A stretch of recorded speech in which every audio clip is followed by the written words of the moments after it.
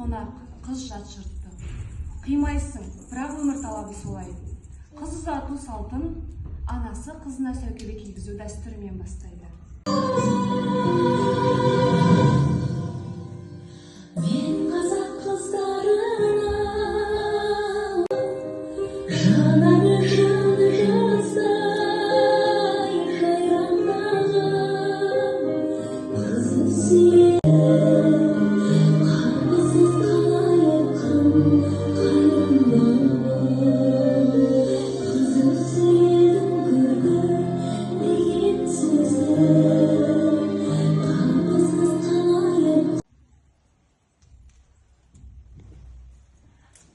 Сәукеленің, қазақтың сәукелесін қазақтың оюымен әшекелеуі тиіс екен.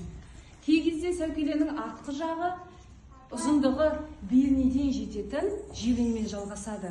Сәукелені тек қана ұзатылатын қыз ғана киген, сәукелені ауыстырмаған және де оны ешкімге киюге бермеген. Ақын болсын қызым, жолың ақ болсын, қосағыңмен қосағың. Сәукеле тек қана бас киім емес. Сәукеле қазақ халқының сән-салтанатының озық үлгісі. Күздің жауын алатын бұл бас киім тек қана келіншектің ғана сәні емес.